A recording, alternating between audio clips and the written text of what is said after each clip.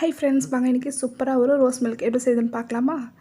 ஒரு கிண்ணத்தில் 1 கப் அளவுக்கு நல்லா காய்ச்சின கூலிங்கான பாலாக சேர்த்துக்கலாம். இது கூட 1 ஸ்பூன் சப்ஜா விதையை நல்லா ஊற வச்சுட்டு சேர்த்துக்கலாம். ஒரு 2 ஸ்பூன் அளவுக்கு பாதாம் பிசினை ஊற வச்சு சேர்த்துக்கலாம்.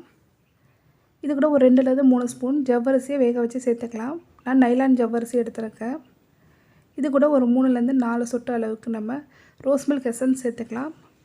இது கூட இனிப்புக்கு தேவையான அளவுக்கு சர்க்கரை சேர்த்துக்கலாம். இப்போ இதை நல்லா கலந்து விட்டுக்கலாம்.